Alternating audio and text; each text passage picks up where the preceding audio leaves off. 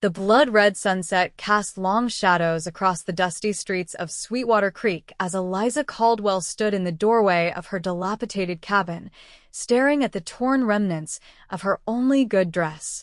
Her fingers trembled as they traced the jagged rip that ran from hem to waist, a cruel reminder of all she had lost and how far she had fallen in a town that once respected her family name.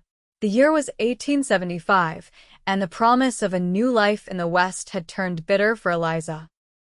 22 years old, and alone after her father's death 6 months prior, she was learning just how quickly fortunes could change. The dress, a deep burgundy with delicate embroidery, had been her mother's final gift before consumption took her 3 years ago. It was the last decent thing Eliza owned, and now it was ruined, caught on a nail as she'd fled from Jeremiah Blackwell's unwanted advances at the general store. "Looks like you could use some help with that," came a low voice from the road. Eliza startled, hastily wiping away a tear as she looked up to see a stranger on horseback. He sat tall in the saddle, his features obscured by the shadow of his wide-brimmed hat. Dust covered his denim pants, and the worn leather of his boots spoke of many miles traveled. "I'm fine, thank you," she replied stiffly, moving to close the door. "Name's Wade Irwin," he said, dismounting with an easy grace that belied his tall frame. "Just rode into town looking for work. Might be able to help with that dress." Eliza narrowed her eyes. And what would a cowboy know about mending dresses? A smile played at the corner of his mouth as he removed his hat, revealing sun-bronzed skin and eyes the color of a summer storm. "Madam, when you spend most of your life on the trail, you learn to mend what needs mending, clothes, tack, or otherwise." "I don't have money to pay you," Eliza said, her pride stinging at having to admit such a thing. "Wasn't asking for payment," Wade replied, keeping a respectful distance. "Just offering help to a neighbor." "We're not neighbors. You just said you're passing through." Wade Irwin's weathered face broke into a full smile then. "Well, for now at least, I'm renting a room above the livery. Makes us neighbors in my book." There was something in his steady gaze that made Eliza pause.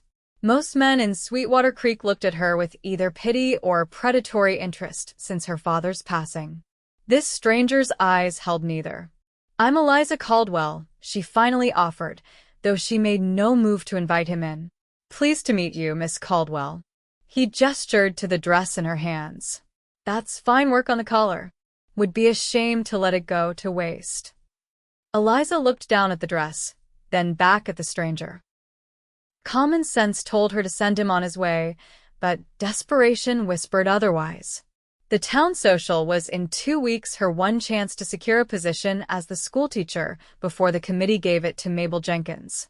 Without a proper dress to wear, she wouldn't even be considered. "You truly know how to sew?" she asked skeptically. Wade nodded. "My mother was a seamstress before she passed. I used to help her when I was young. Got pretty good at it, though don't go telling the boys at the saloon."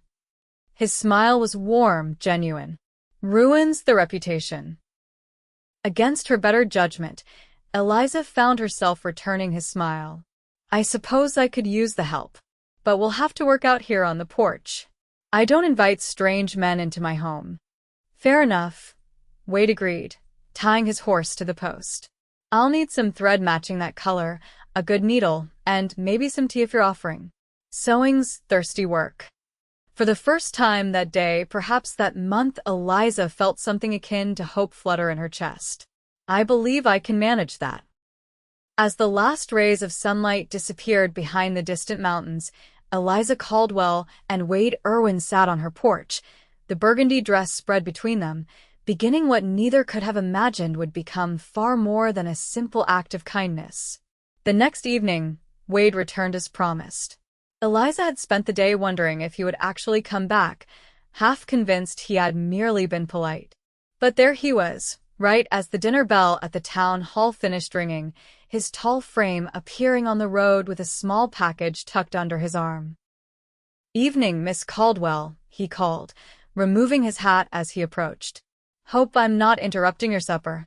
Eliza stepped out onto the porch, wiping her hands on her apron. No interruption. I was just finishing up. Wade held out the package. Brought something that might help with the mending. Inside was a selection of threads in varying shades of burgundy, a set of fine needles, and a small pair of silver scissors. "These are too fine to be yours," Eliza observed, running her finger along the ornate handle of the scissors. "Borrowed them from Mrs. Williamson at the dress shop," Wade explained. "Did some heavy lifting for her this morning, moving fabric bolts and such.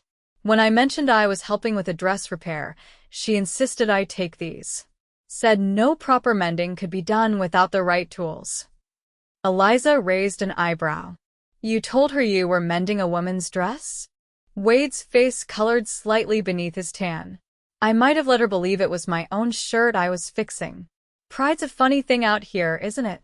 The honesty in his admission made Eliza smile. "Thank you for these," she said, genuinely touched by the thoughtfulness. "Would you care for some coffee? It's fresh." They settled into a comfortable rhythm over the next hour, Wade working on the worst of the tier, while Eliza handled the smaller snags. His fingers were surprisingly deft with the needle, and he worked with a concentration that furrowed his brow. "How did you end up in Sweetwater Creek?" Eliza asked as they worked. "It's hardly on the main trail." Wade's hands remained steady, though something flickered across his face. "Been driving cattle up from Texas for the better part of 10 years. Last outfit I was with disbanded after we lost half the herd crossing the Brazos River in a storm. Figured it was time for a change." He tied off a stitch. "Heard there was work in these parts with the railroad coming through." "The railroad," Eliza repeated, her voice turning bitter. "Yes, that's brought all sorts to our town. Not all of them welcome." Wade glanced up. "Your family's been here a while, I take it?" "My father came west in '52, during the gold rush. Didn't find gold, but found good land instead." She looked out at the overgrown field beyond her cabin. "We had 20 acres once, planted with wheat and vegetables. Now it's just this cabin and the acre around it." "What happened to the rest?" Eliza's fingers tightened around the fabric. "Taxes. Debts. My father wasn't good with money, especially after my mother passed. Then the railroad surveyors came, and suddenly the land values changed overnight. Some men got rich. Others, like my father, couldn't keep up." Wade was quiet for a moment. "And now it's just you." It wasn't a question, but Eliza answered anyway. Yes. "Just me." She didn't mention how the town that had once respected the Caldwell name now viewed her a woman alone, without means or protection. The whispers followed her everywhere, wondering when she would give up and either marry or leave. "This dress," Wade said, nodding at the garment they were repairing. "It means something to you, doesn't it?" Eliza hesitated, then nodded. "It was my mother's. The last thing she made before she fell ill. I've worn it only for special occasions." She traced the embroidery along the collar. "The town social is coming up, and I need to make an impression on the school board. They're deciding on the new teacher that night." Wade looked up, genuinely interested. "You're a teacher?" "I was trained to be, back east, before we came west. I've been tutoring some of the children here, but the position would mean a real salary, a chance to keep this place." She paused. "A chance to be respectable again." The word hung between them, heavy with implication. Wade's eyes met hers, understanding in their depths. "Well then," he said, his voice soft but determined, "we'd better make sure this dress is perfect." As the night deepened around them, they continued to work by lamplight. Neither mentioned how unusual their arrangement was: a single woman and a drifting cowboy, sitting together in the gathering darkness, sharing stories as their needles flashed in and out of the rich burgundy fabric. When Wade finally left that night, Eliza stood watching his retreating figure long after it had disappeared into the darkness. For the first time in months, the weight of solitude felt a little lighter on her shoulders. By the fourth evening of their sewing sessions, Eliza found herself looking forward to Wade's arrival with an anticipation that both thrilled and alarmed her. It wasn't proper that much she knew, but something about his steady presence calmed the anxiety that had been her constant companion since her father's death. "You've never said what happened," Wade remarked as he carefully stitched along the waistline of the dress. The major tear was mended, but he had noticed how the seams were weakening in other areas and had offered to reinforce them. "What happened to what?" Eliza asked, though she suspected what he meant. "To the dress," he clarified, glancing up briefly. "Tears like these don't just happen." Eliza's hand stilled. She had hoped to avoid this conversation, but Wade's direct gaze made evasion difficult. "I was at the general store," she began hesitantly. "Mr. Blackwell, the owner, has been persistent in his attentions since my father died. He seems to think that because I'm alone, I should be grateful for his interest." Wade's jaw tightened, but he kept his tone even. "And the dress?" "He cornered me in the back storeroom. When I tried to leave, he grabbed my arm. I pulled away, and the dress caught on a nail as I fled." She shrugged, attempting nonchalance, though the memory still made her stomach turn. "It could have been worse." Wade was silent for a long moment, his fingers motionless on the fabric. "Has he bothered you again?" "Not since that day. I've been sending Mrs. Reynolds' boy to fetch my supplies." Eliza forced a smile. "It's fine, Mr. Irwin. I've learned to manage." "Wade," he corrected softly. "After spending 4 evenings mending a lady's undergarments, I think we can dispense with the formalities." Eliza felt heat rise to her face. "These aren't undergarments, sir. This is a dress." A smile tugged at the corner of his mouth. "I know that, Miss Caldwell." I was attempting humor to lighten the mood. His expression grew serious again. Men like Blackwell count on women feeling too ashamed to speak up. "And what would speaking up accomplish?" Eliza asked, her voice bitter. "The sheriff is his cousin. The mayor buys him drinks every Sunday. I am a woman alone with no standing in this town anymore." Wade set the dress aside and leaned forward, his eyes intense. "You have more standing than you think. You're educated, respected by the families whose children you tutor. The fact that the school board is considering you speaks volumes." "They're considering me because no one else has applied who can actually read above a 3rd grade level," Eliza retorted, though something in her warmed at his defense of her. "Then they're fortunate to have you," Wade replied simply. "And Blackwell is a fool who deserves more than a torn dress for his behavior." The vehemence in his voice surprised her. Most men she'd known would have shrugged off such an incident, perhaps even suggested she had invited the attention. "Thank you," she said quietly, "for understanding, and for helping with the dress. I don't know what I would have done otherwise." Wade picked up the needle again, resuming his careful work. "You have managed, I suspect. You strike me as a woman who finds a way through." Eliza watched his hands, strong and capable, yet gentle with the delicate fabric.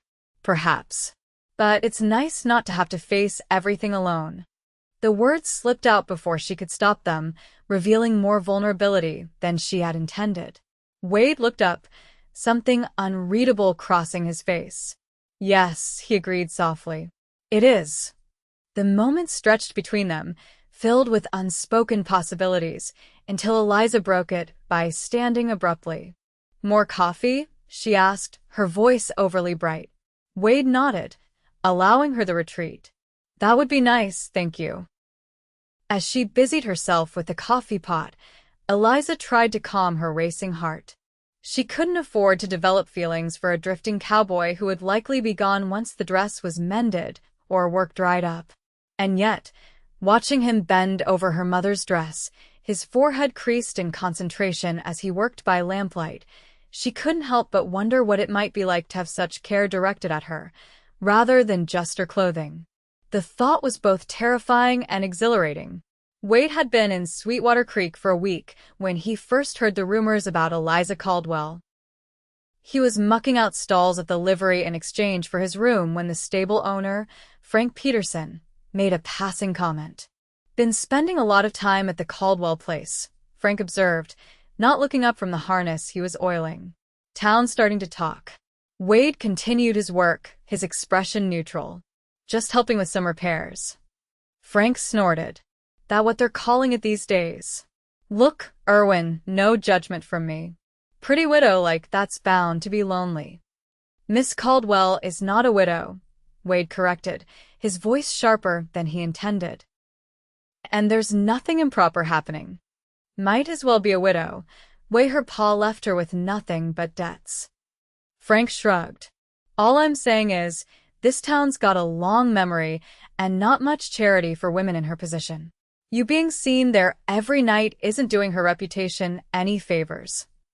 Wade leaned on his pitchfork, considering this. "We sit on her front porch in plain sight. There's nothing scandalous about it."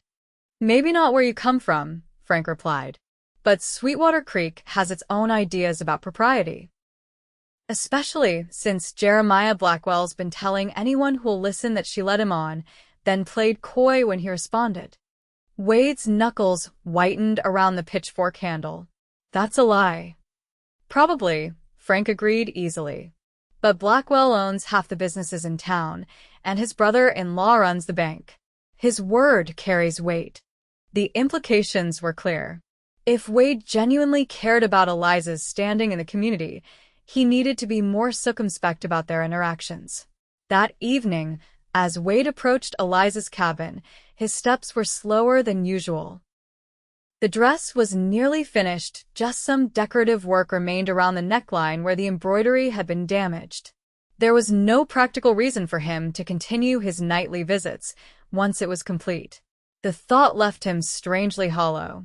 Eliza was waiting on the porch, a small table set with 2 plates and a covered dish that smelled of beef stew.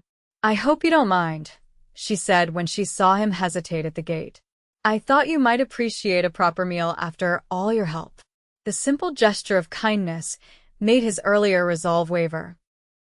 How could something so innocent be twisted by town gossip? "That's very kind," he said, removing his hat as he approached. "But I'm concerned it might give people the wrong impression." Eliza's smile faltered. "What impression would that be?"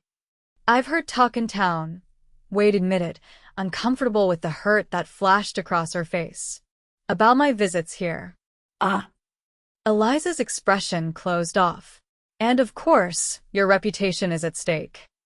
"Not mine," Wade said firmly. "Yours." "I don't give a damn what they think of me, but you're trying to secure a position of respect in this community." Eliza was quiet for a moment, then lifted her chin. "If their respect is so easily withdrawn based on unfounded gossip, perhaps it isn't worth having." "You don't mean that," Wade said gently. "You've worked too hard to establish yourself here. And what would you suggest?" There was a challenge in her voice now. "That we skulk around like we're doing something shameful? That we give credence to their suspicions by acting guilty?" Wade couldn't help but admire her spirit. "No," he said finally. "I suggest we eat that stew before it gets cold, and if anyone has questions about my presence here, they can ask directly instead of whispering behind our backs." Relief and something warmer crossed Eliza's face. "A sensible approach, Mr. Irwin." "Wade," he reminded her with a smile, climbing the steps to the porch. "Wade," she repeated, and the sound of his name on her lips made something tighten in his chest. The stew was simple but flavorful, made with vegetables from the small garden Eliza maintained behind the cabin.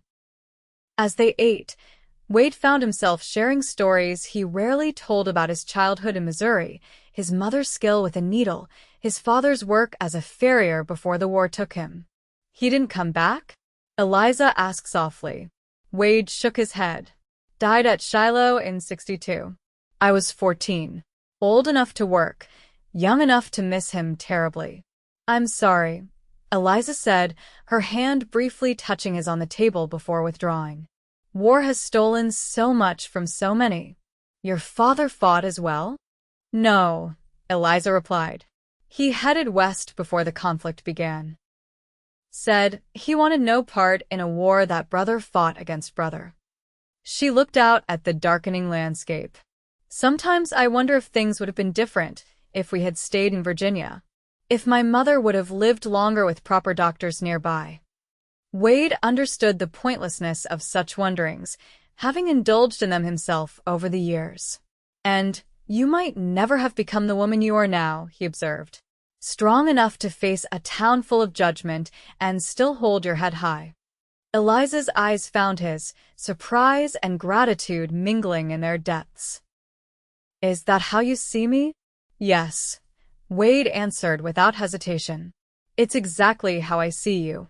The honesty between them felt as delicate and precious as the dress they were repairing, something that required careful handling lest it tear under the weight of expectation. After supper, they returned to their work, sitting closer than usual as they bent over the intricate embroidery around the neckline. Wade had suggested adding a subtle pattern of roses to cover where the original design had been damaged, and Eliza had been delighted by the idea. Where did you learn to do this?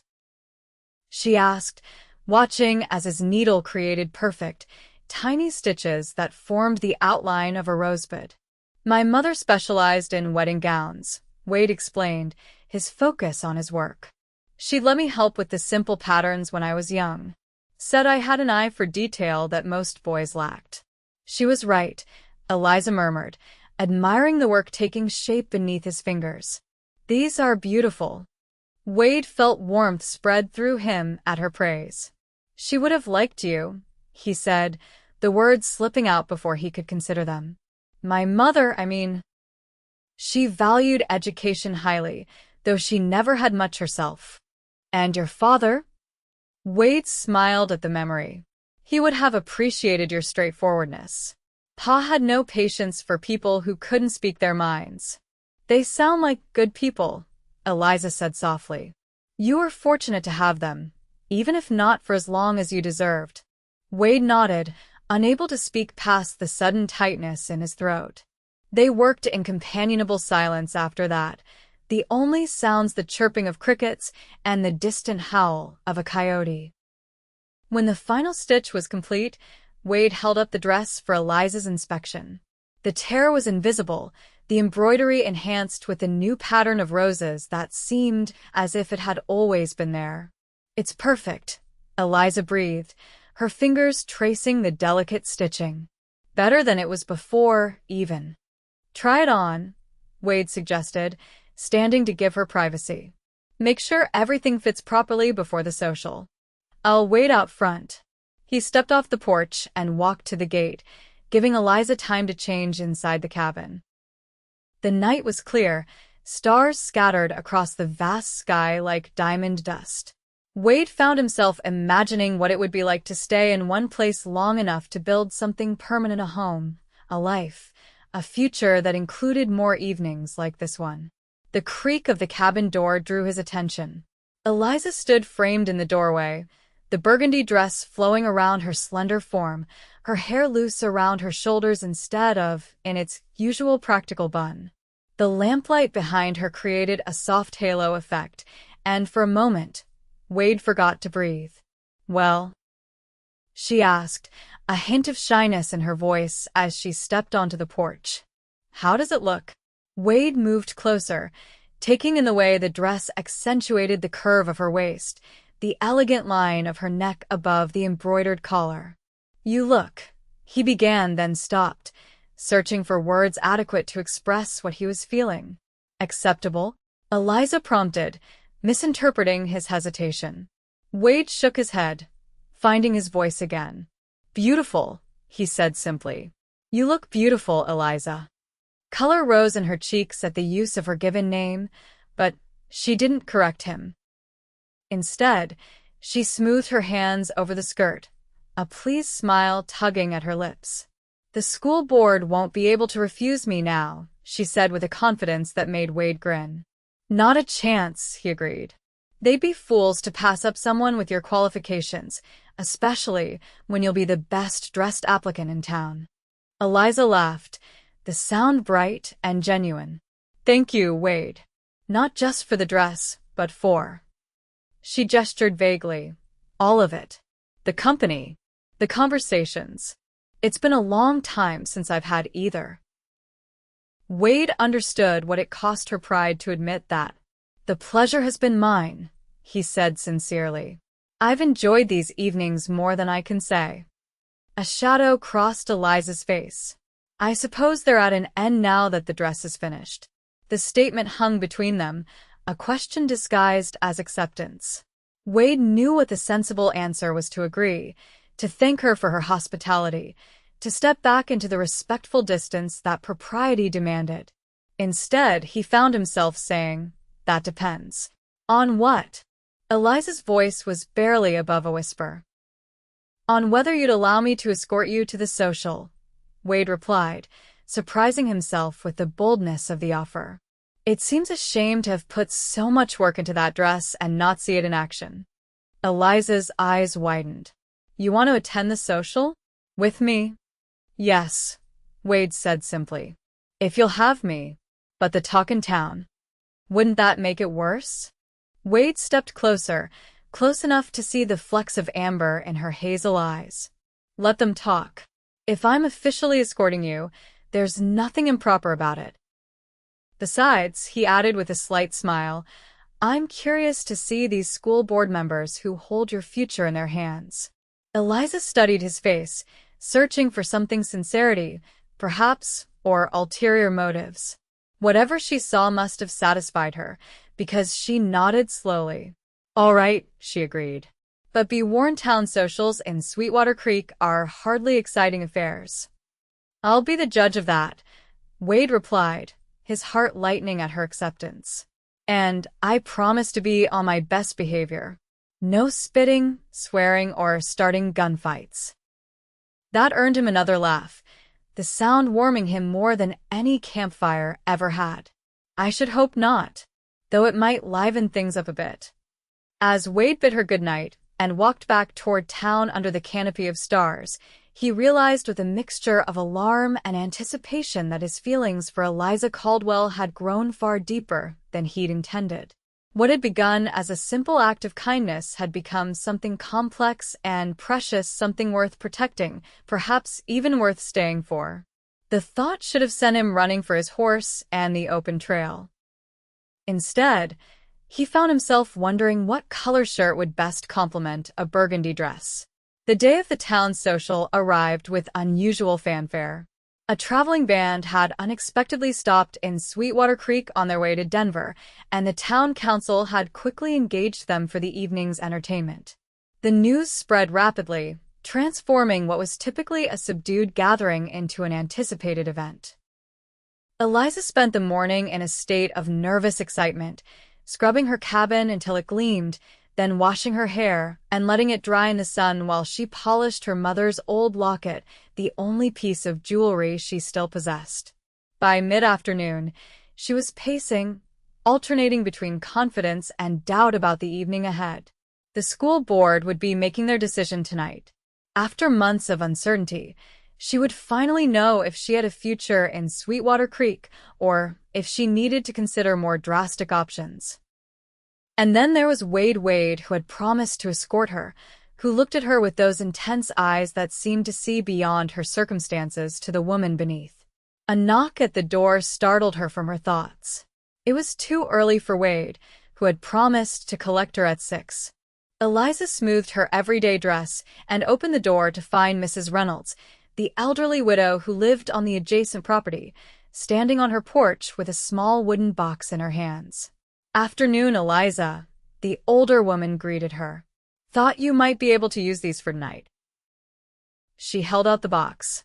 Been saving them for a special occasion, but at my age, those are getting fewer and farther between. Inside the box was a pair of delicate pearl earrings and a matching comb for her hair.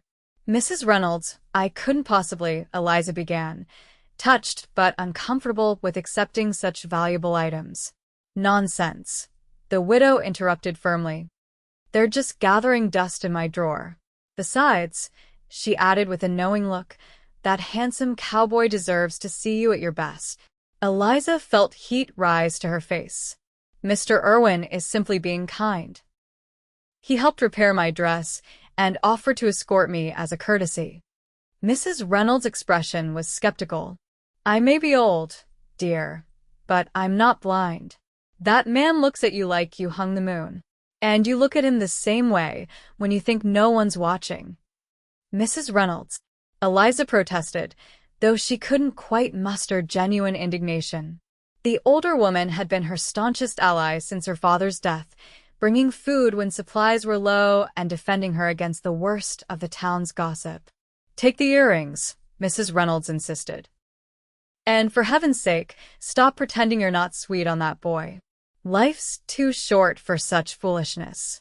With that parting wisdom, the widow departed, leaving Eliza holding the box of jewelry and feeling as though she'd been thoroughly seen through. By the time 6 o'clock approached, Eliza was dressed in the repaired burgundy gown, her hair arranged with Mrs. Reynolds' pearl comb, the matching earrings at her ears. She had allowed herself one small vanity, a touch of her mother's rose water at her wrists and throat. Wade arrived precisely on time, and the look on his face when she opened the door was worth every moment of anxiety that had preceded it.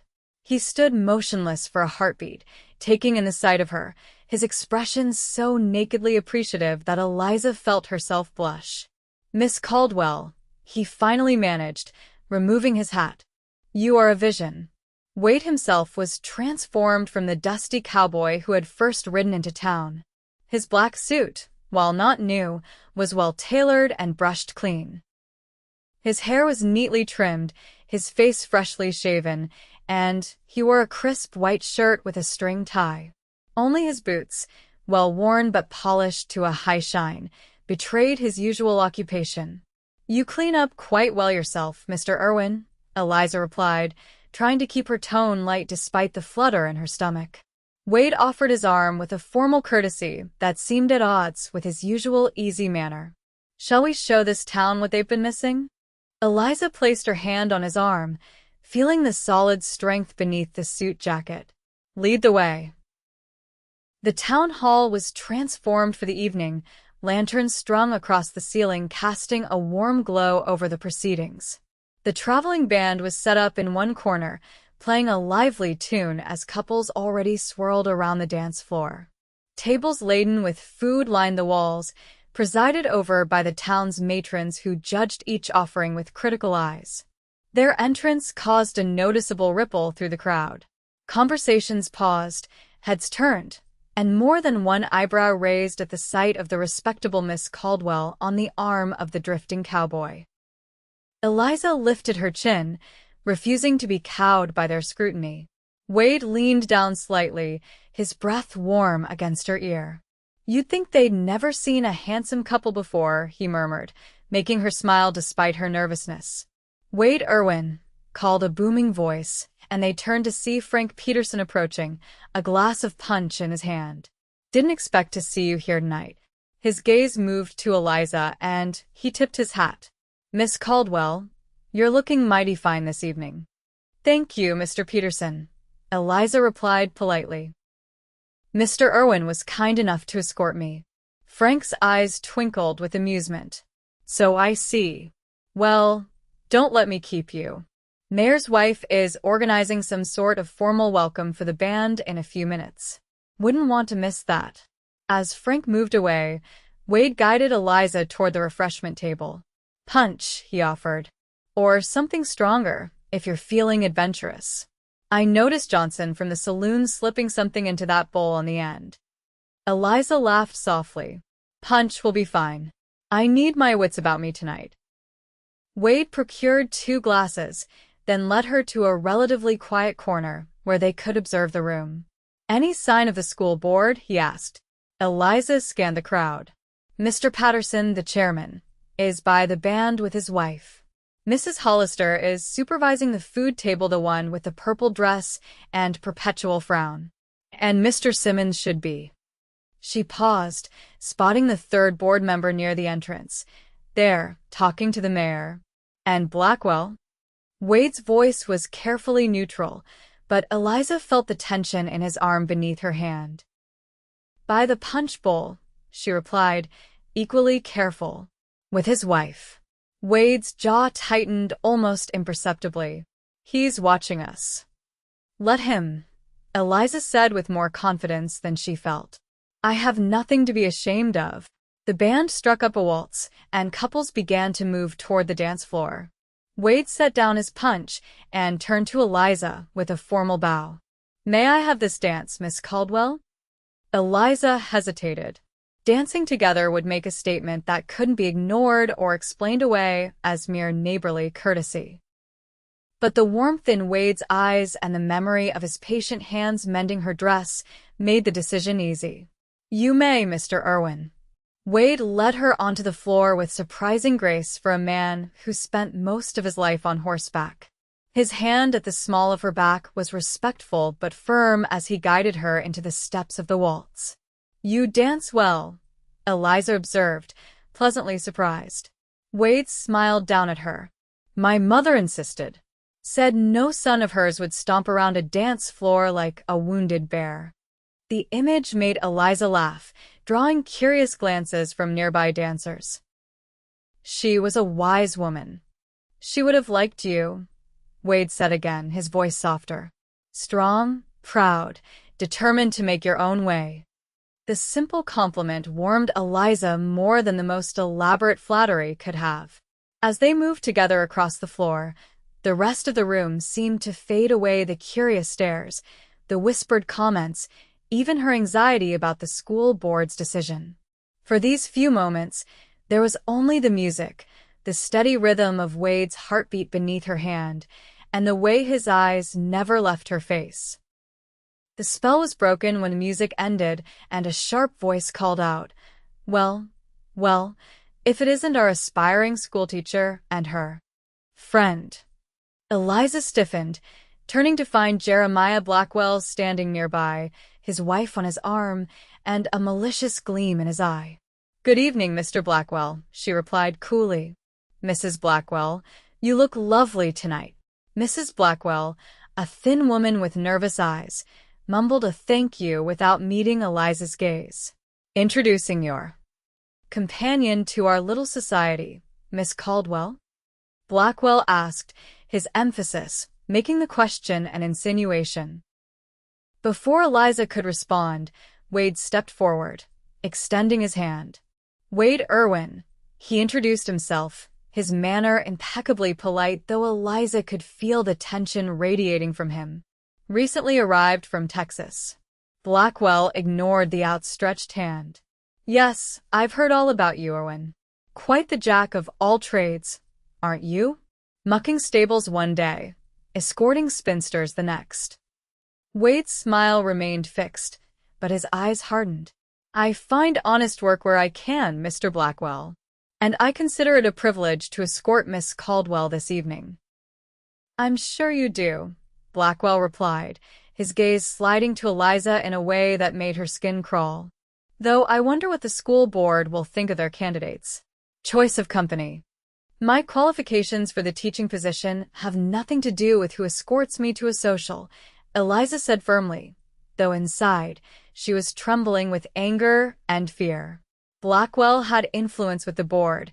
He could easily turn them against her. Perhaps, Blackwell conceded with false amiability. But character is certainly a consideration for someone entrusted with our children's education. "Wouldn't you agree, Irwin?" "I would," Wade replied evenly. "Which is why Miss Caldwell's integrity, intelligence, and dedication make her the perfect choice. Unlike some in this town, she values honesty and proper behavior above all else." The implication was clear, and Blackwell's face darkened. "Careful, Cowboy. You're new here. Wouldn't want to make enemies before you've even unpacked your saddlebags." "I choose my friends carefully, Mr. Blackwell," Wade responded, his tone still pleasant though his eyes were hard as flint. "And, by extension, my enemies as well." For a moment, the tension between the two men was palpable, a clash of wills that made Eliza's heart race. Then Mrs. Blackwell tugged at her husband's arm. "Jeremiah, please," she murmured.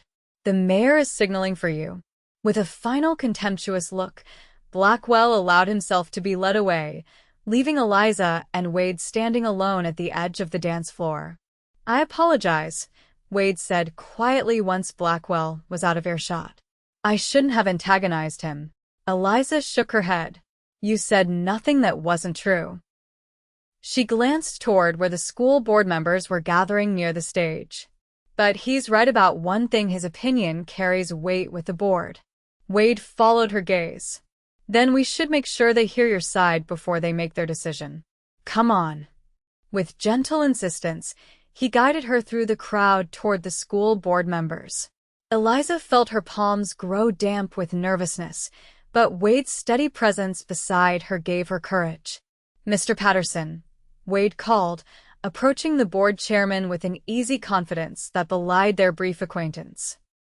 Might I introduce myself? Wade Irwin, recently of Texas. The older man turned, surprise registering on his face. Mr. Irwin. Yes, Frank mentioned you were staying above the livery. His gaze shifted to Eliza, his expression warming slightly. Miss Caldwell, good evening. That's a fine dress you're wearing. Thank you, Mr. Patterson, Eliza replied, absurdly grateful for Wade's hand at her elbow, keeping her steady. I'm pleased you could all make it tonight despite the short notice about the band. Wouldn't miss it, Patterson assured her. Mrs. Patterson has been talking about nothing else all day. Quite the unexpected treat for our little town. Wade smoothly guided the conversation, asking about Patterson's business, mercantile supplies, his children, 3, all grown, and his thoughts on the upcoming railroad connection, cautiously optimistic. Throughout, he managed to weave in mentions of Eliza's education, her dedication to the children she tutored, and her deep knowledge of literature and mathematics. By the time Mrs. Patterson returned from the ladies' room to reclaim her husband, the board chairman was nodding appreciatively at Eliza's description of the curriculum she hoped to implement. Well, Miss Caldwell, I must say your enthusiasm is commendable, Patterson said as they prepared to part ways. The board will be announcing our decision after the band's final set. I look forward to it. As Patterson moved away, Eliza turned to Wade, eyes wide with a mixture of hope and disbelief. How did you do that? He's hardly spoken 3 words to me in all the times I've tried to discuss the position. Wade shrugged, though his expression was pleased. People like to talk about themselves. I just gave him the opportunity and made sure he saw how you fit into his vision for the town's future. You're either a natural diplomat or a very skilled confidence man, Eliza observed, though her tone was admiring rather than accusatory. Maybe a bit of both, Wade admitted with a grin. Now, shall we try Mrs. Hollister next? She looks like she could use someone to appreciate her apple pie. For the next hour, they worked the room with strategic precision, Wade smoothly introducing himself to key townspeople while creating opportunities for Eliza to demonstrate her intelligence and passion for education. By the time the band announced their final set, Eliza had spoken personally with all 3 school board members and several influential town councilmen. I think we've done all we can, Wade said as they found a quiet moment alone. How are you feeling? Eliza took a deep breath, realizing she was actually enjoying herself despite the stakes.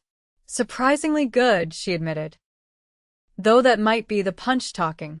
I suspect Mr. Johnson was quite generous with whatever he added. Wade laughed, the sound warm and genuine. One more dance before the announcement, he suggested, holding out his hand. The band was playing a slower waltz now, the melody sweet and slightly melancholic. Eliza placed her hand in Wade's, allowing him to lead her back to the dance floor. This time, he held her closer, still respectable but intimate enough that she could feel the heat of his body, smell the clean scent of soap and something uniquely him. Thank you, she said softly as they moved together. Whatever happens with the board's decision, tonight has been special. Wade's hand tightened slightly at her waist. For me as well, he replied, his voice low and sincere. More than you know. There was something in his eyes that made Eliza's breath catch a warmth, a promise, a question he wasn't quite asking yet.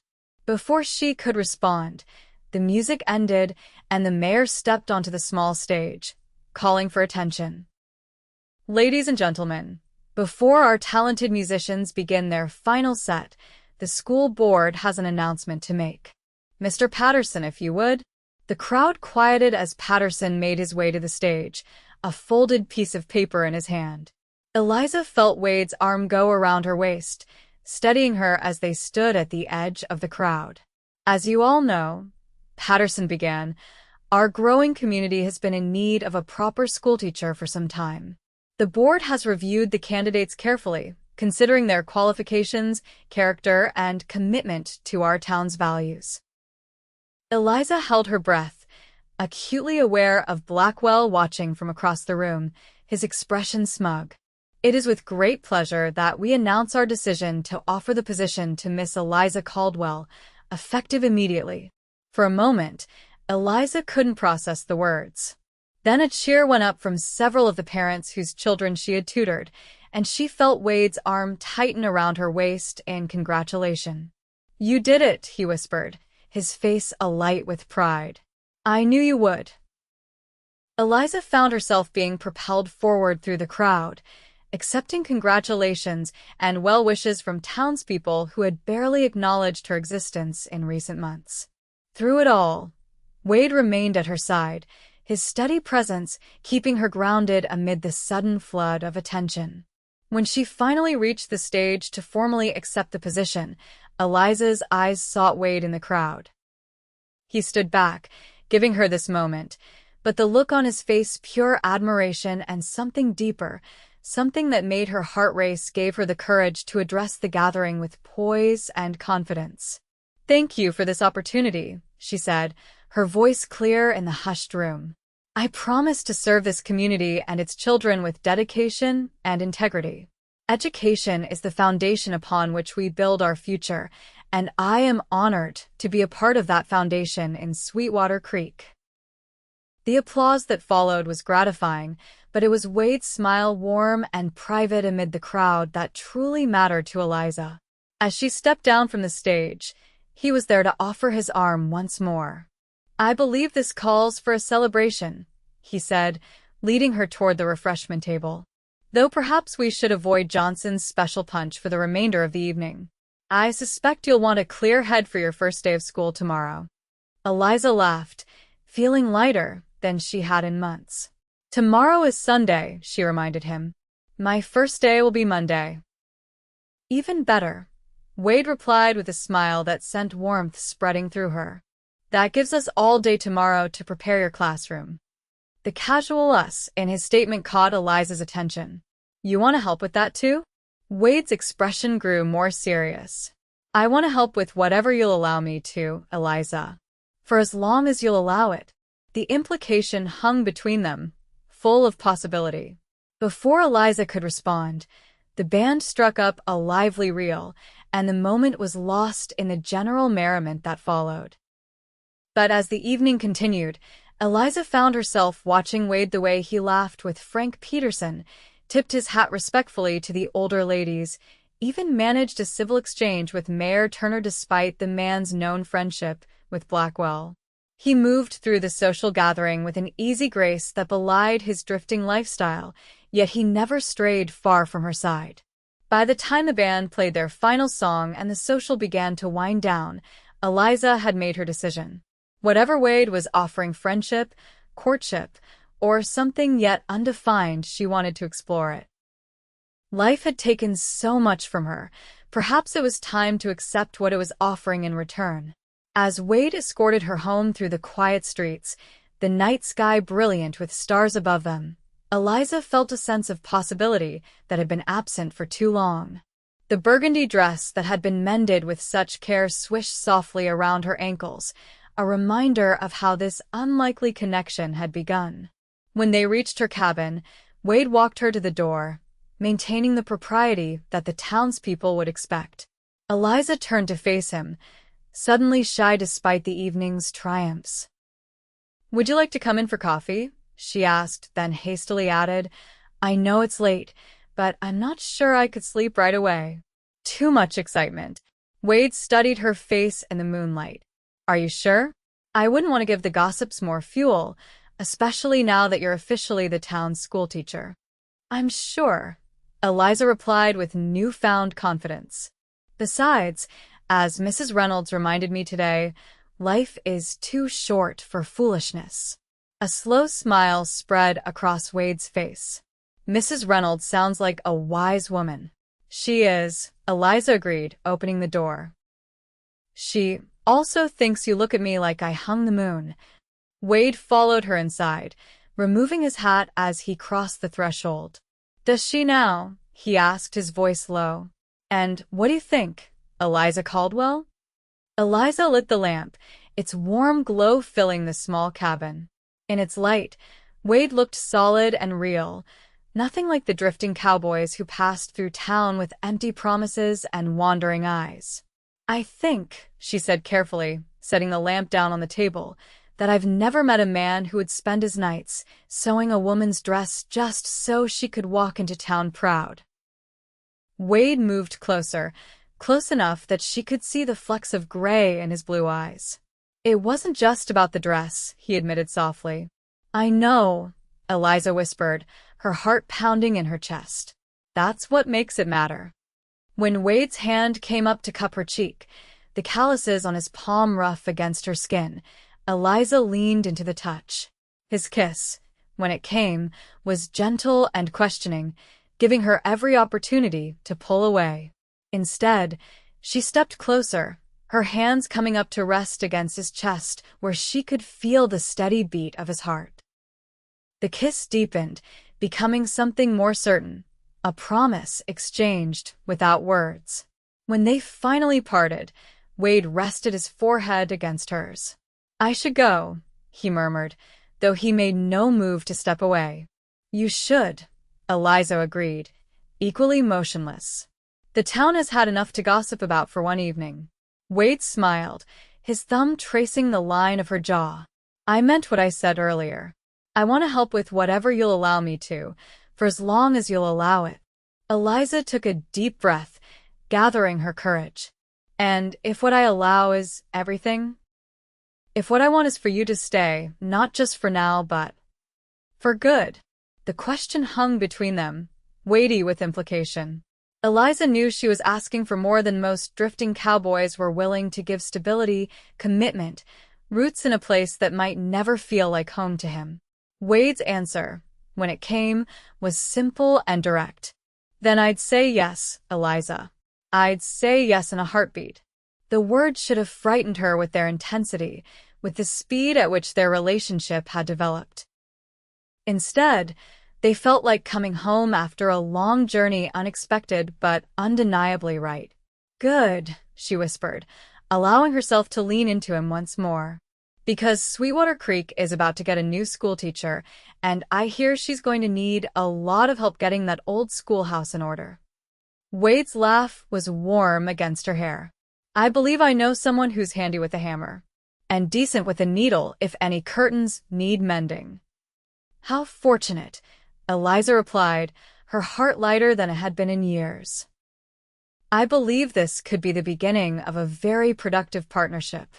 "Partnership," Wade repeated, his arms tightening around her.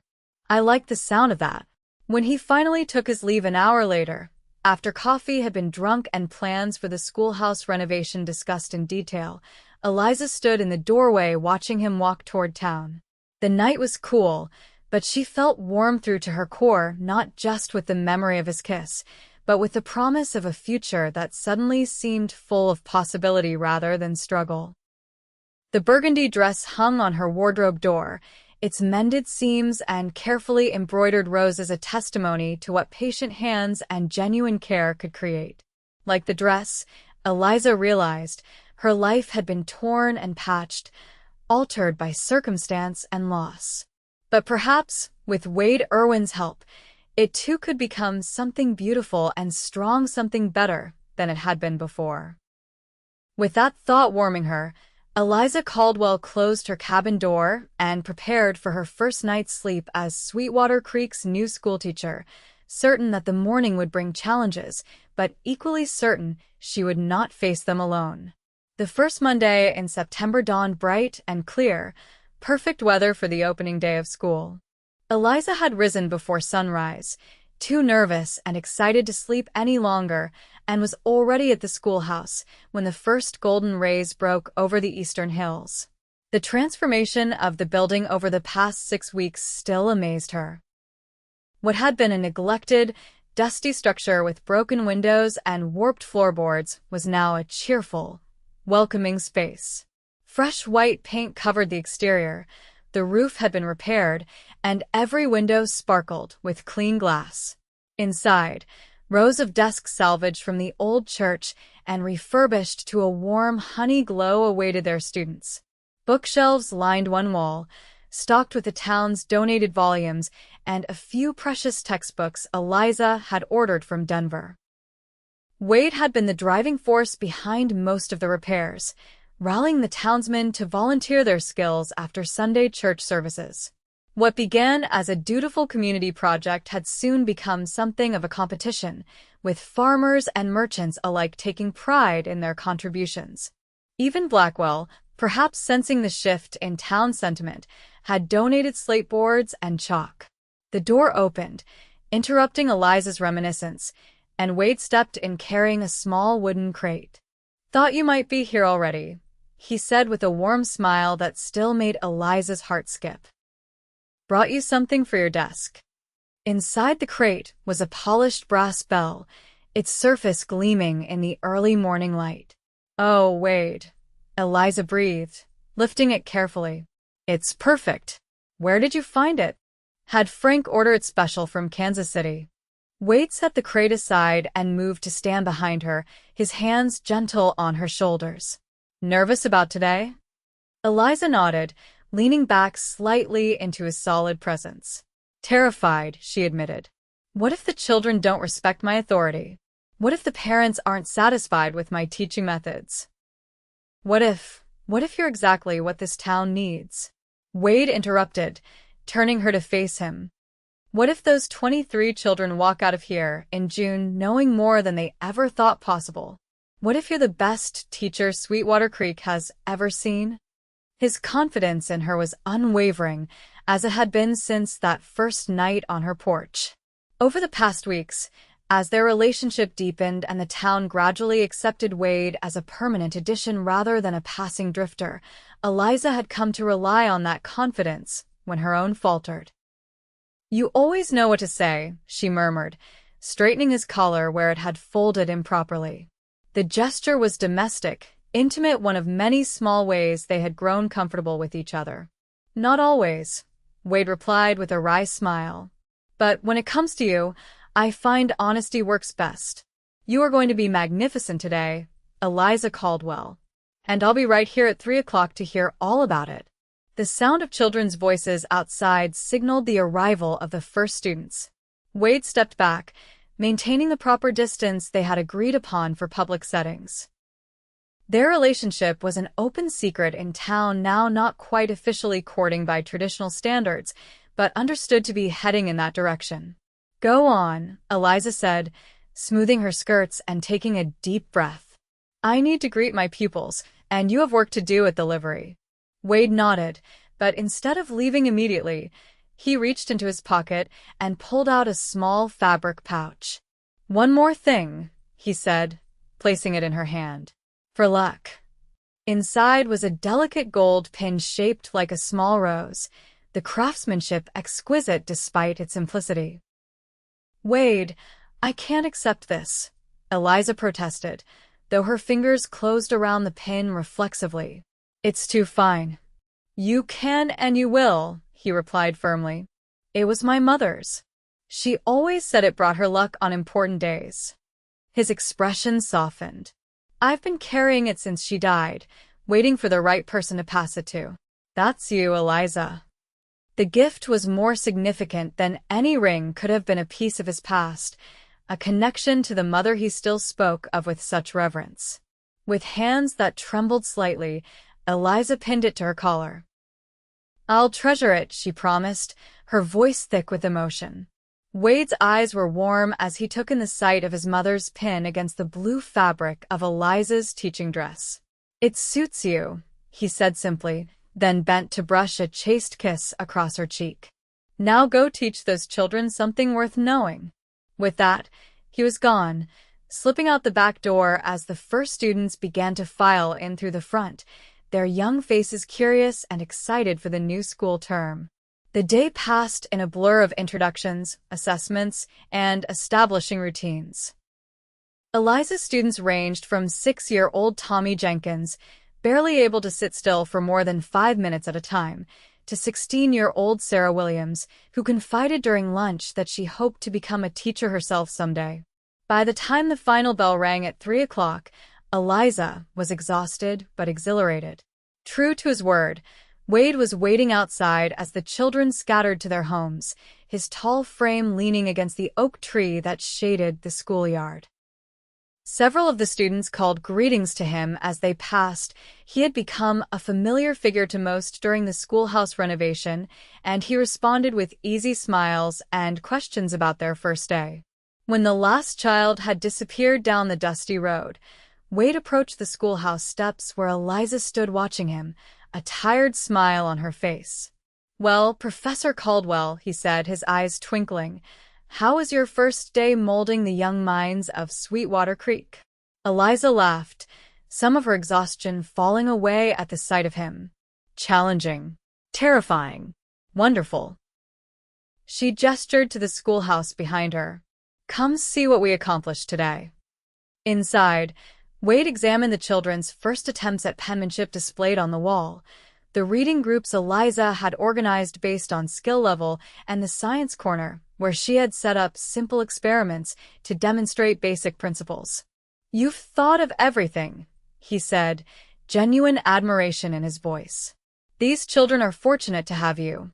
"I'm fortunate to have them," Eliza replied, sinking into her chair behind the teacher's desk. "And fortunate to have you." She touched the rose pin at her collar. It must have worked. There wasn't a single major catastrophe all day. Wade perched on the edge of her desk, closer than propriety would strictly allow now that they were alone. "I told Frank I'd be late today," he said, his voice dropping to a more intimate register. "Thought you might need help cleaning up after the first day." "Very thoughtful of you," Eliza murmured, acutely aware of his proximity. "Though there isn't much to clean." The children were surprisingly tidy. "Then perhaps we could take a walk instead," Wade suggested. "There's something I'd like to show you." Curiosity piqued, Eliza agreed, quickly organizing her materials for the next day before locking the schoolhouse door. Wade offered his arm as they set off, not toward town but along the creek that gave Sweetwater its name. "Where are we going?" Eliza asked as they followed the meandering water upstream. "Patience, Miss Caldwell," Wade replied with a smile. "Isn't that what you've been telling young Tommy Jenkins all day?" Eliza laughed. "How did you know about that?" "Sarah Williams might have mentioned it when I ran into her father at the livery yesterday. The town is quite interested in their new teacher's methods." The thought of being discussed by the townspeople might once have made Eliza nervous, but now she found it amusing. "And what else does the town have to say about me?" Wade pretended to consider the question. "Well, Mrs. Patterson thinks you're refreshingly modern in your approach to arithmetic. Mr. Simmons appreciates your emphasis on practical geography. And Mrs. Hollister is scandalized that you're teaching the girls the same science lessons as the boys." "Of course she is," Eliza sighed. "Heaven forbid girls should understand how seeds germinate or why water boils." Wade's laughter joined hers, the sound echoing pleasantly across the water.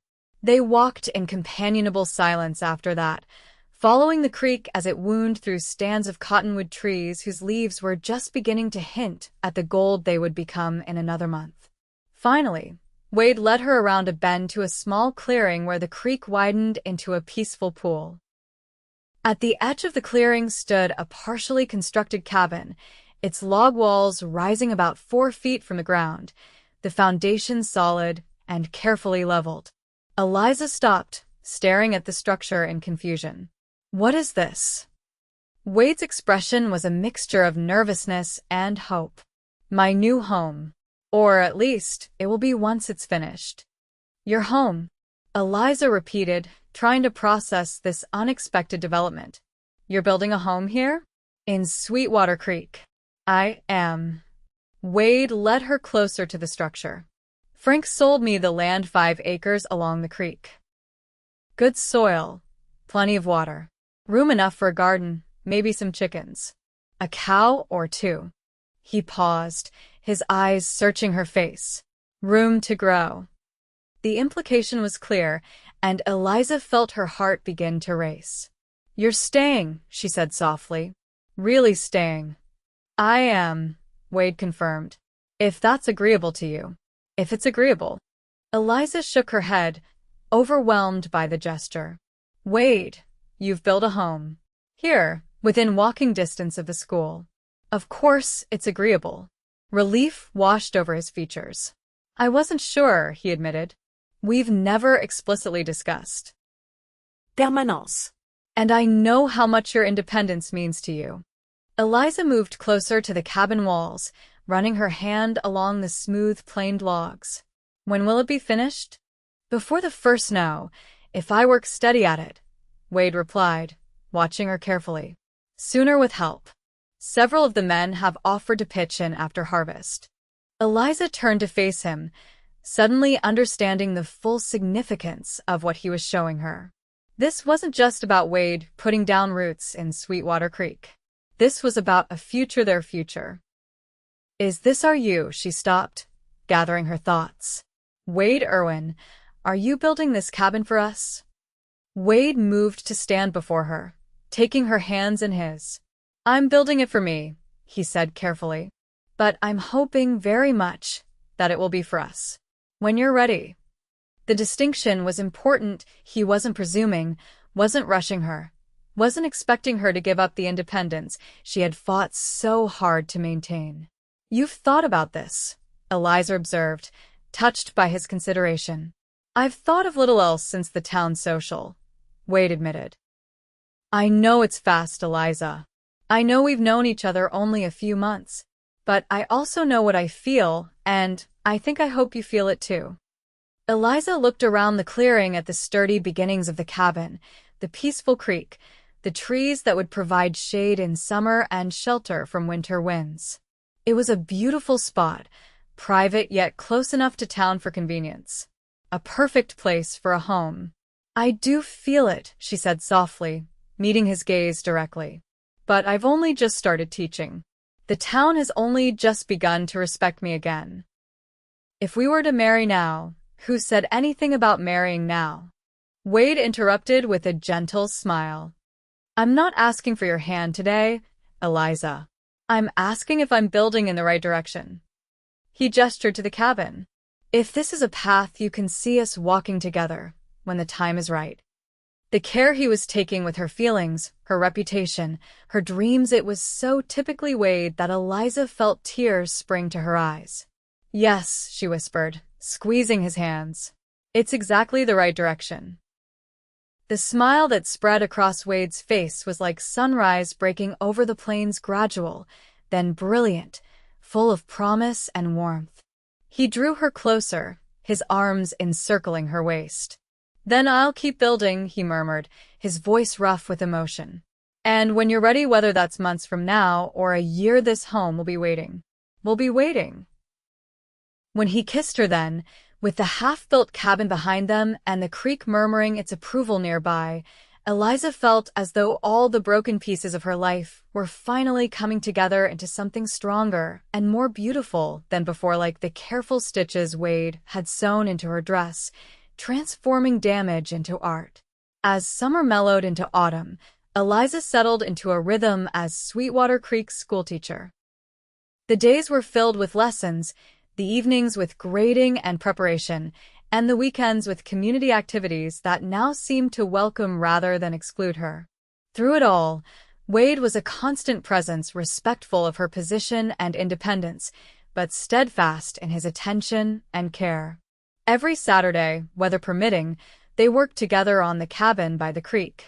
Wade handled the heavy construction, while Eliza planned the interior layout and planted what would become next year's garden. As the walls rose higher and the roof began to take shape, so too did their vision of a shared future. By mid-October, with the aspens blazing gold against the evergreens, the cabin was nearly complete. Wade had arranged for a proper stove to be delivered from Denver, and the windows' real glass, not oiled paper, were installed just as the first frost silvered the grass. "It's really happening, isn't it?" Eliza mused one Sunday afternoon as they stood in what would be the main room, admiring the stone fireplace Wade had constructed with help from Mr. Simmons, who had been a stonemason in his younger days. "It really is," Wade agreed, his arm around her waist. The casual affection between them had grown more natural over the months, though they remained circumspect in public. "Frank says the furniture I ordered should arrive on Wednesday's stage. Bed, table, chairs, and that writing desk you wanted." Eliza leaned into his side, still sometimes amazed by how right it felt to be close to him. "I still think the desk is an extravagance. The town's schoolteacher needs a proper place to grade papers," Wade insisted, as he had each time she protested the expense. "Besides, I got a good price." The merchant owed Frank a favor. Eliza smiled, knowing it was useless to argue further. Wade took immense pride in providing for her comfort, finding ways to do so that didn't undermine her independence or make her feel like a charity case. "When do you think you'll move in?" she asked, trying to keep her tone casual, though the question held deeper implications. Wade was silent for a moment, his thumb tracing small circles on her waist. "I thought maybe after Thanksgiving," he said finally. "Once the weather turns cold in earnest." He paused, then added carefully, "And I was hoping you might consider making it official around Christmas." Eliza turned in his arms, looking up at his face. "Making what official?" "Us," Wade replied simply. "I've spoken to Reverend Morris. He says Christmas Eve would be a fine time for a wedding, if that suits you." The directness of the quasi-proposal was so typically Wade that Eliza couldn't help but laugh. "Wade Irwin, are you asking me to marry you in our half-furnished cabin 2 months from now?" A smile tugged at the corner of his mouth, though his eyes remained serious. "I suppose I am. Though I'd imagine doing it with a bit more ceremony." He reached into his pocket and withdrew a small velvet pouch. "Had this made in Denver. It arrived last week." Inside the pouch was a ring, a simple gold band with a small diamond flanked by 2 tiny rubies that caught the late afternoon sunlight streaming through the window.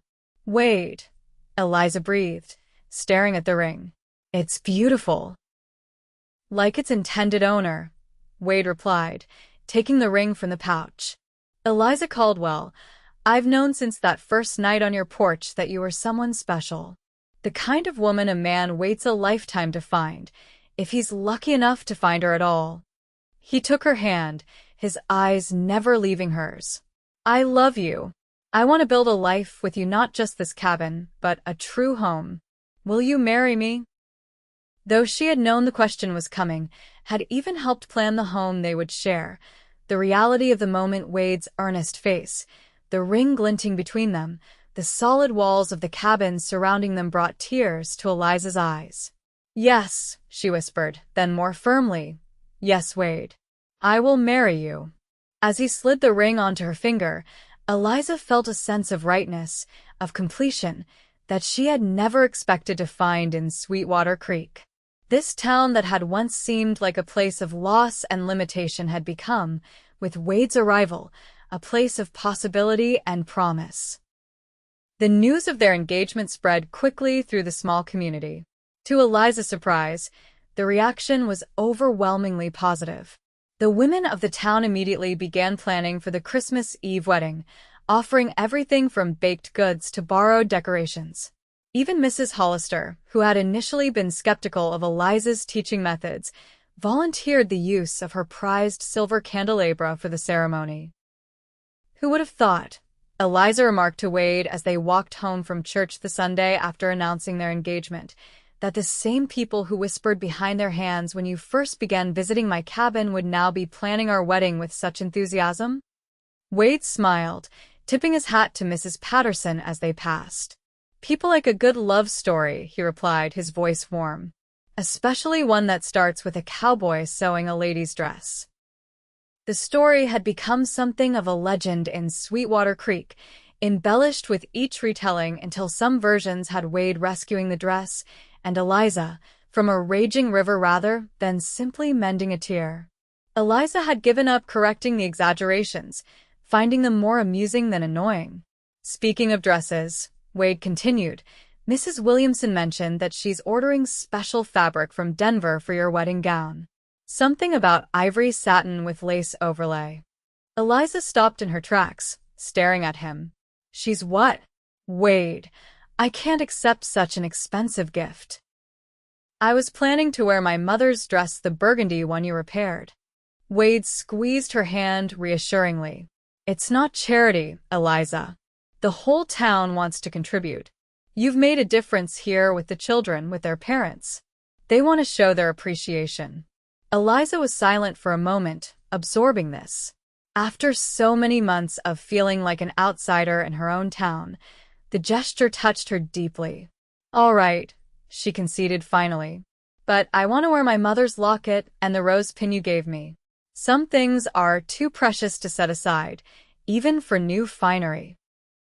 Wade's eyes softened with understanding. Of course, he agreed.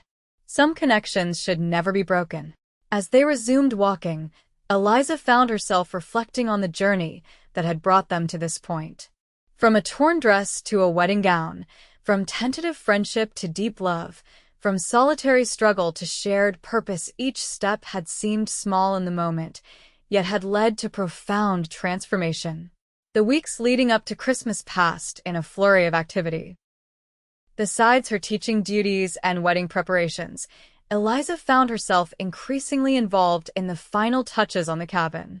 Wade had insisted she make the decisions about curtains, bedding, and kitchen arrangements, wanting the space to feel as much hers as his from the beginning. The day before Christmas Eve dawned clear and cold, the town blanketed in a fresh layer of snow that sparkled in the winter sunlight.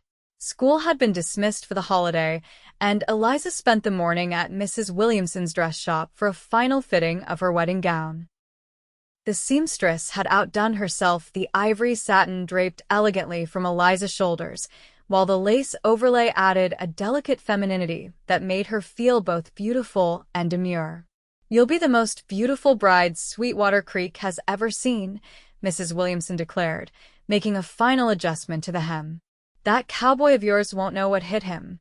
Eliza smiled at her reflection, barely recognizing the confident, glowing woman who looked back at her.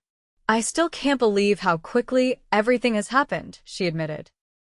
This time last year, I was alone and frightened, wondering how I'd keep my father's cabin through the winter. Mrs. Williamson patted her hand.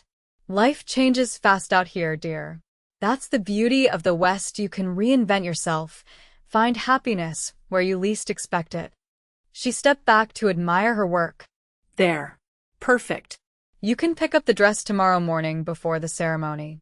As Eliza left the dress shop, she was surprised to find Wade waiting outside, leaning against the hitching post with 2 cups of coffee from the hotel restaurant. I thought you were working on the cabin today, she said, accepting the warm cup gratefully. Finished early, Wade replied, offering his arm. Thought I'd walk you home, if that's allowed the day before our wedding. Eliza laughed, falling into step beside him. I believe tradition only forbids you from seeing my dress, not my face. They walked through town, nodding greetings to neighbors and accepting well wishes from everyone they passed. The main street was decorated for Christmas, pine boughs and red ribbons adorning storefronts, even Blackwell's establishment joining in the festive spirit. Speaking of Blackwell, Wade said as they passed the general store, his voice carefully neutral, I heard he's leaving town after the new year. Sold the store to his clerk, Thompson. Eliza glanced at the storefront, where Blackwell himself could be seen through the window, sullenly counting inventory. Where is he going? Denver, apparently. His wife's family has connections there. Wade's tone suggested he couldn't care less, but Eliza knew him well enough to sense there was more to the story. "And would his sudden decision to relocate have anything to do with you?" she asked shrewdly. Wade shrugged, though a hint of satisfaction crossed his face. "I might have had a private conversation with him after the engagement was announced. Reminded him that certain behaviors toward my future wife would not be tolerated." "Wade," Eliza admonished, though without real anger. "What did you do?" "Nothing that would reflect badly on you," Wade assured her. "Just made it clear that Sweetwater Creek might become uncomfortable for a man who couldn't treat its schoolteacher with proper respect." He paused. "Frank might have been there too. And Mr. Patterson. And the sheriff." Eliza stared at him. "You all confronted him together?" "More of a friendly discussion about community standards," Wade replied innocently. "Mayor Turner suggested Denver might offer more opportunities for a businessman of Blackwell's temperament." Despite her initial concern, Eliza found herself fighting a smile. The thought of Wade, Frank, and the other town leaders standing up for her, making it clear that she was valued and protected, filled her with warmth that had nothing to do with the coffee in her hand. "Thank you," she said softly, squeezing his arm. "Though I do hope there was no actual threatening involved." "Only of the most civilized kind," Wade promised. "The kind that comes with polite smiles and firm handshakes." As they reached Eliza's cabin, soon to be vacated as she moved to their new home after the wedding, Wade stopped, turning to face her with unexpected seriousness. "I have something for you," he said, reaching into his coat pocket. "An early wedding gift. I was going to wait until tomorrow, but—" He handed her a small, flat package wrapped in brown paper and tied with string. Curious, Eliza unwrapped it to find a legal document transferring ownership of their new cabin and the surrounding 5 acres to both their names, jointly. "Wade," she breathed, understanding the significance immediately. In an era when married women rarely owned property in their own right, this was more than a gift, it was a declaration of equality, of partnership. "I want you to know," Wade said, his voice low and intense, "that everything I have is yours. Not as your husband controlling your property, but as your partner sharing what we build together." Tears pricked at Eliza's eyes. "This means more to me than you can know." Wade's hand came up to cup her cheek, his thumb gently wiping away a tear that had escaped. "I do know," he said softly. "I know because I know you, Eliza Caldwell. Your strength, your pride, your fierce independence, they're part of why I love you. I'd never want to diminish those qualities by making you feel less than an equal partner in our life together." The depth of his understanding, his respect for her as a person rather than merely a wife-to-be, reinforced what Eliza had known for months. Wade Irwin was unlike any man she had ever met, and marrying him would not mean losing herself, but rather gaining a true companion for the journey ahead. "I love you," she whispered, rising on tiptoes to brush her lips against his. "And I can't wait to be your wife." Wade's arms encircled her waist, drawing her closer for a more thorough kiss that left them both breathless despite the cold December air. When they finally parted, his eyes were dark with promise. 24 more hours, he murmured, his voice rough with emotion. "And then forever begins." The Christmas Eve wedding was everything Eliza could have hoped for and more. The small church was transformed with evergreen boughs, red ribbons, and what seemed like hundreds of candles, their warm light creating an intimate, sacred atmosphere. Snow fell gently outside, adding to the magical quality of the day. Wade stood at the altar in a new black suit, his expression a mixture of awe and love as Eliza walked toward him on Mr. Patterson's arm. Her ivory gown gleamed in the candlelight, the lace overlay catching the light like early morning frost on a window. Around her neck, Her mother's locket and Wade's rose pin provided the perfect finishing touches, connecting past to present, memorializing those lost while celebrating the future being created. The ceremony itself was simple but profound, the traditional vows taking on new meaning as they were exchanged between two people who had already demonstrated their commitment through actions, as well as words. When Reverend Morris pronounced them husband and wife, the cheer that went up from the assembled townspeople nearly lifted the roof off the little church.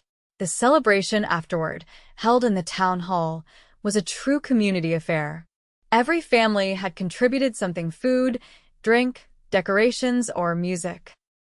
Even Blackwell made an appearance, offering stiff congratulations before departing early, his wife lingering longer to present Eliza with a fine china tea set as a wedding gift. As the evening progressed, Wade kept finding reasons to touch Eliza, her hand, her waist, the small of her back, as though reassuring himself that this was real, that she was truly his wife now. For her part, Eliza found herself constantly seeking his eyes across the room, delighting in the warm smile that was reserved solely for her. When the time came for them to depart for their new home, the town gathered on the street to see them off. Rice and flower petals rained down as Wade helped Eliza into the wagon he had decorated with pine boughs and ribbons for the occasion. "Ready, Mrs. Irwin?" he asked, his voice low and intimate despite the crowd surrounding them. The new name sent a thrill through Eliza. "Ready, Mr. Irwin," she replied, her heart so full it seemed impossible it could remain contained within her chest. As they rode toward the cabin under the starry Christmas sky, Eliza leaned against Wade's solid shoulder, content in a way she had never imagined possible when he first appeared on the road outside her cabin that fateful evening, offering to mend her torn dress. "What are you thinking?" Wade asked, his arms secure around her shoulders. Eliza smiled, watching their breath cloud in the cold night air. "I'm thinking about threads," she replied. "How a single thread might seem fragile on its own, but when woven together with others, it creates something strong and beautiful and lasting." Wade's arm tightened around her. "Like us." "Like us," Eliza agreed, looking up at the man who had changed her world with nothing more than a needle, thread, and the willingness to see her value when she had almost forgotten it herself. "Like our story." When they reached the cabin, warm light glowed from within. Frank had ridden ahead to light the lamps and stoke the fire, ensuring they would arrive to a welcoming home on their wedding night. Wade drew the wagon to a halt, then turned to Eliza with a smile that held both tenderness and mischief. "There's one more tradition to observe, Mrs. Irwin," he said, climbing down and coming around to her side of the wagon. Before Eliza could respond, he had lifted her into his arms, her wedding gown billowing around them like a cloud. "Wade," she laughed, her arms instinctively going around his neck. "I'm perfectly capable of walking." "Undoubtedly," he agreed, carrying her toward the cabin door. "But humor your new husband on this one point." As he crossed the threshold with Eliza in his arms, both of them laughing and slightly breathless, the symbolism of the moment wasn't lost on either of them. This wasn't just a man carrying his bride into their home, it was two people who had found each other against all odds, who had built something solid and true from the most unlikely beginnings, stepping together into a future bright with promise.